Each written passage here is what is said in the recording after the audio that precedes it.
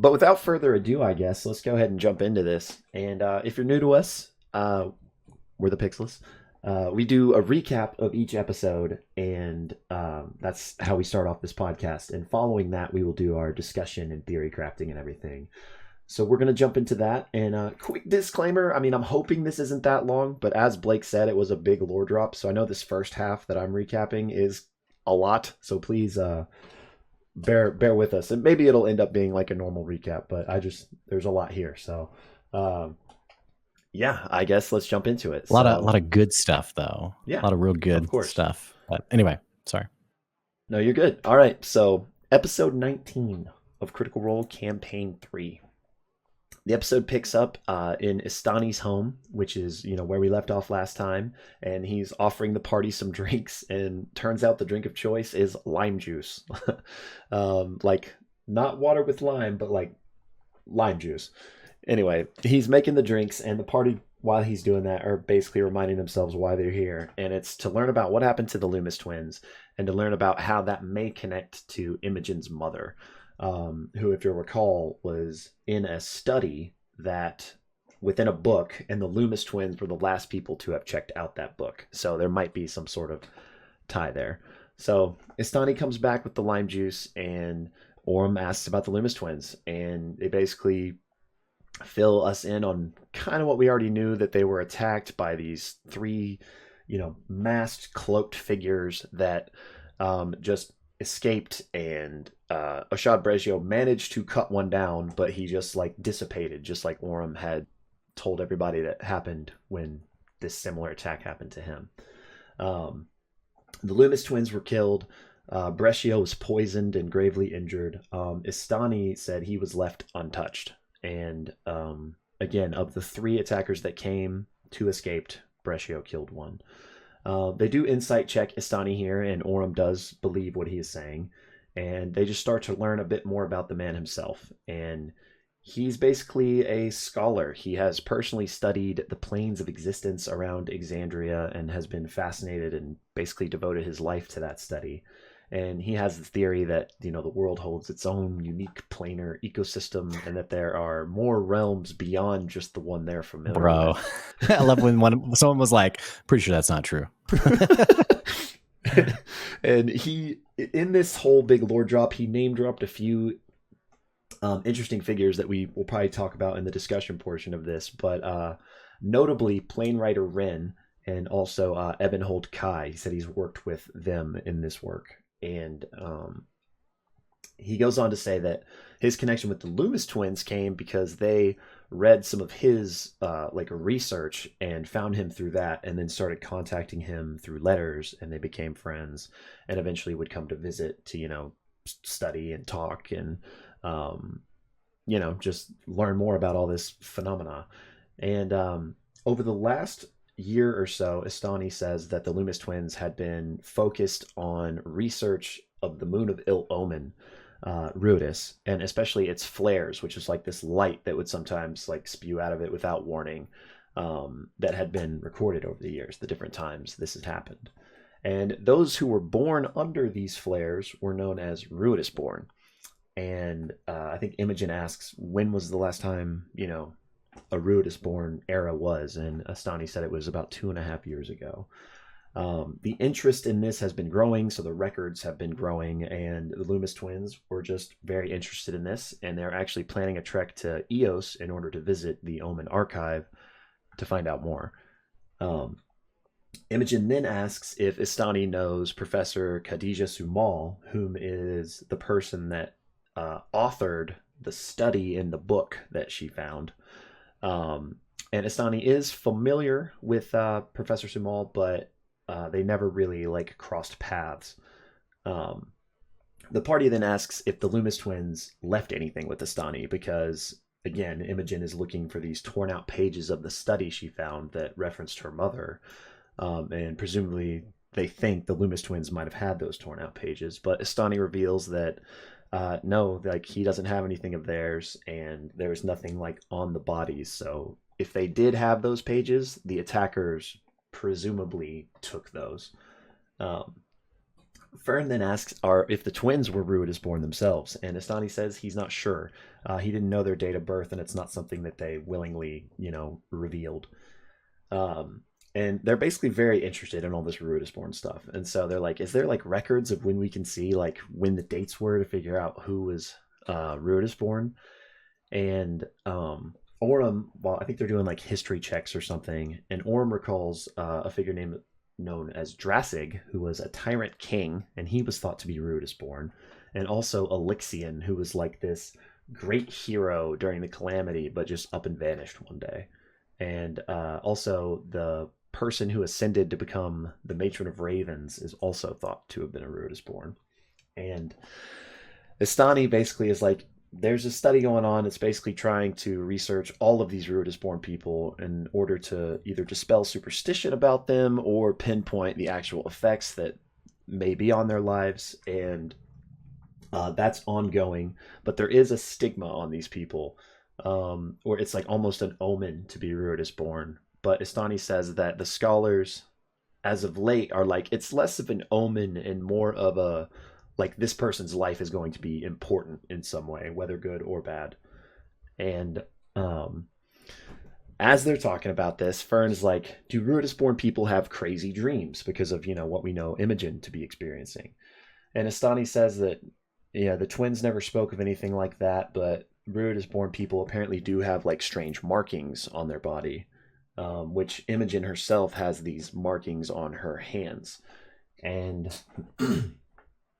the party asks, okay, so you said the Loomis twins found you through your research. Like, what specific research did they find you through? And he said it was this like paper he did on the celestial movements and the solstice and how mages would like utilize the solstice for powerful spells and rituals, and that he learned that there were these signs of other places and other worlds, and he researched people who supposedly came from other realms and would like briefly appear before vanishing back to wherever they came from. And he even theorized that Ruidus was perhaps a source of this travel, like a waypoint or something, but ultimately concluded that it probably wasn't, as it seems to have a life of its own. Fern's like, "Whoa, like, has anyone ever been to Ruidus?" And Istani says no one that he knows of has ever attempted that. Um, that would be pretty crazy. But he's like, "You know what? I have this big telescope. How about you guys come back tonight and like you can take a look at Ruidus yourselves?" And they're like, "Heck yes, like we are definitely about that." So Imogen, before they kind of get up, pulls out the ruin fragment that she had taken from their travel here and is like, "Do you know what this is?" And Istani does not, but he's like, "I have a friend. I'll show it to him. He lives here. He can maybe help us figure out what this is." I know this is a lot, sorry. But so then after that, they're kind of like moseying away, and Laudna kind of steals a moment with Imogen, and she's like, "How are you feeling about all this? Like, you have those marks on your arms. Like, what are you going through?" And Imogen's like, "I don't know if I'm Ruidus born. Maybe my mother was. I got these marks on my arms. I don't know what's going on." And while she's looking at the marks on her arm, she remembers that she's blue. And she's like, "Oh, yeah, I'm blue." And so they ask Astani, he's like, "Do you have any ideas like how we could fix this?" And he's like, "You basically need somebody to like remove a lesser curse." They're like, "Awesome. Thank you." Um, Fern then takes those Rudisborn tomes and is like looking through the potential Rudisborn people and is like, "Is Keyleth the Rudisborn?" And we don't get a concrete answer on that, but they're basically just obsessed with like figuring out who is. Um, but then they leave the house to return later tonight to go to the telescope. But Astani actually takes them to where the Loomis twins were attacked, and they basically investigate it a little bit. I think Orem, it's a tree where they were attacked, and Orem looks in the tree and finds like this toxin that was presumably the poison they used, and he pockets that. And Astani's like, "Yeah, they came out from the tree, and the two that escaped ran that way." And he points like to a southward direction. And in that southward direction, there's like this river that runs through the city. And at the base of it, there's like a statue holding a pot, and like a seemingly endless stream of water is pouring from it. So this fascinates them. And they basically come to find out that it's like an enchantment that is, pouring out this endless water. Well, long story short, they're obsessed with this. And so Fern turns into a frog. They tie a little rope around her and she jumps in because she wants to see like how far this goes. And next thing she knows, she's like deep in this like abyss. It feels like the bottom of the ocean. And she just can't hear anything, can barely see much. But she sees these like two blue orbs of like light in the distance, but they're getting closer and larger. And so they just start pulling back on the rope and she pops out like just in time. And it's like, yeah, I think I was about to get eaten. And presumably, I guess we don't know. I shouldn't say presumably, but it seems like that was the plane of water, and that's where that water was coming from through some enchantment. Um, so after that, they're like, okay, heist time. What do we need to do before the heist tonight? And they're like, we need to do some shopping. So they have a quick round of shopping. There's three places here in the Heartmore Hamlet. We've got the Moss Cobble Wares, Not Forgotten, and Witherbone Medicines. Moss Cobble Wares is a general store. They just pick up a few things here, some magnets. I think Fern gets a fishing rod, and they get some gloves for FCG. Meanwhile, Orm and FCG go to Witherbone Medicines to look for a remove curse for Imogen. There is a remove curse potion, but they ultimately don't get it because FCG's like, I can handle this, don't worry about it. But they do buy a Tanglefoot bag, and they also come to realize that the other heist rival crew has been here as well. So FCG lies and is like, yeah, we're their friends.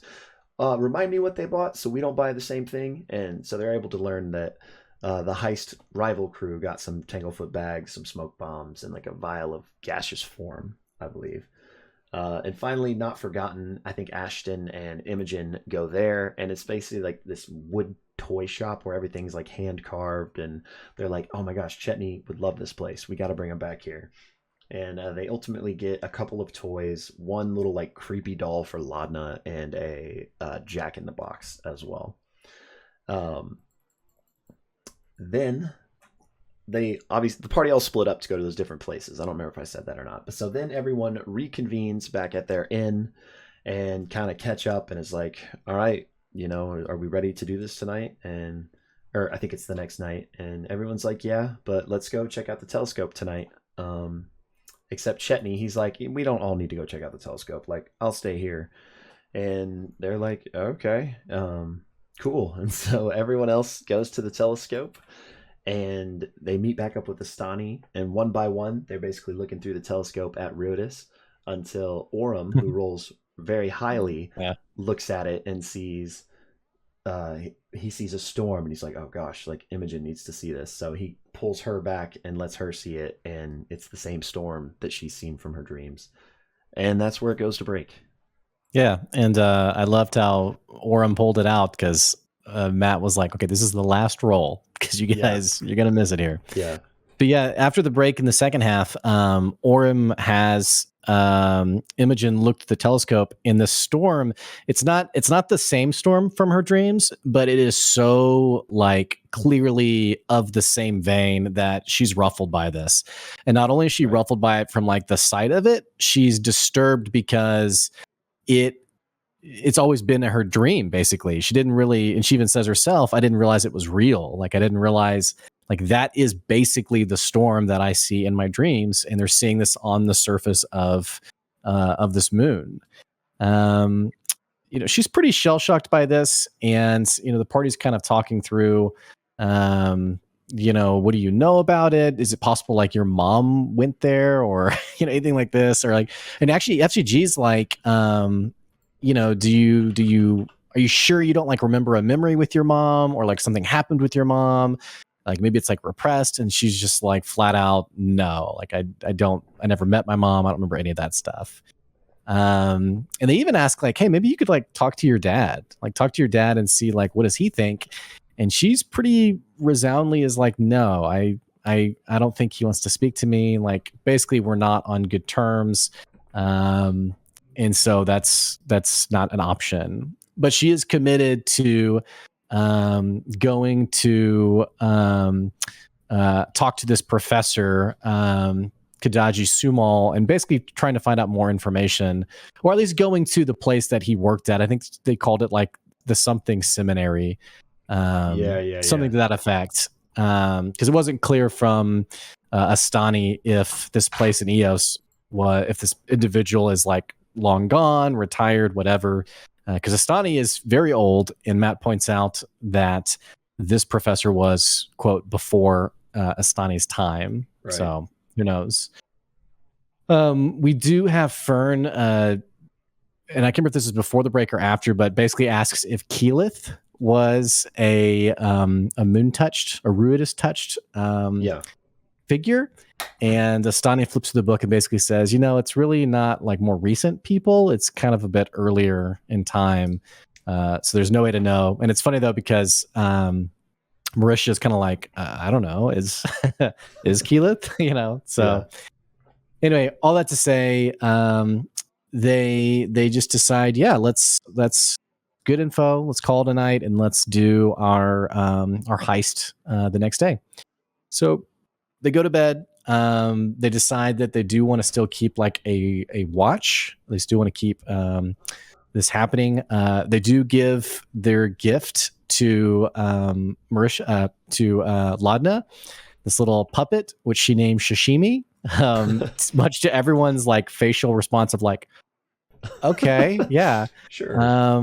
And also, I also forgot to mention too, and I can't remember if this was pre-break or not either, but when they were looking at the site where the assassins had basically killed the Loomis twins, Orem did jump up in a tree and found like this black, almost like petrified ichor or something as well. I forgot to mention that. All that to say, Marisha gets her new doll Sashimi, and Chetney is like super pissed because this was apparently the gift he was working on for Laudna, is a partner for Pate, and is visibly upset that this has happened. But Sashimi and Pate have this moment, and they seem to take to each other. And anyway, it's just a fun moment. But the party decides. And they also show Chetney this Jack in the Box too, which terrifies him. Getting to the important stuff. Party goes to sleep. Imogen has her typical dream, and not only is she having her dream, but she's been told that, or she's realized prior to this, that her dreams typically seem to happen at a quicker cadence as the orbiting of the moon like completes its circle, and that it's around every 6 months that this cycle happens, and that the cadence is kicking up and up. So she's going to be having them more and more often. But so she has this dream. It's the storm, it's the house, and like we saw in the previous dream, she feels this tug towards the storm. She's also, as she's sleeping, she has her hand in the satchel holding the gnarl rock or the fragment from it. Yeah.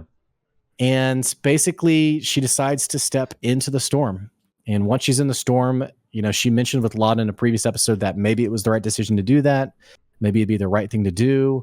Her mother is still saying run, but she steps into it regardless. And she feels immediate cold and loneliness and the sense of abandonment. And she sees a shadowy figure in the storm in front of her that she just senses she senses a total feeling of malevolence and dread and evilness from.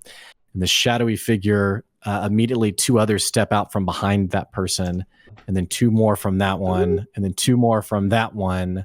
And they're all essentially just staring at her. And then there's a boom crash of lightning, and she basically wakes up. She didn't realize this, but Fern was, a couple of the party members were already awake, doing their watch, so to speak. And Fern, who's one of the people who was awake, is immediately like, hey, are you okay? What happened? Imogen's freaked out. They wake up Laudna. Laudna had been talking about keeping a dream journal, and so she's immediately like scribbling down notes and asking Imogen questions about what happened. And Imogen's pretty shell-shocked. There is a funny detail where Fern reveals that she was basically pickpocketing Imogen, and is like, I removed my hand from her pocket. But is also aware that Imogen's been holding on to the Narwhal again. Right. But they basically talk back and forth for ideas. Fern basically says, yeah, next time this happens, you should like look around a bit. To which Imogen's like, okay. It's kind of like, this stuff's pretty crazy. Yeah, this was traumatic, by the way. Yeah, this was no bueno. So anyway, am I forgetting anything from the dream before we move on to the? No, I think that was it. Okay. You guys can listen in the comments if I'm missing anything else, but all that to say, in the morning they decide, okay, we're gonna do our heist. Matt tells them, hey, make sure you have the spells that you need for this. And so FGG actually decides, hey, I could cure your curse, but I'm gonna hold off because I need to have the right spells for tonight. You're blue now.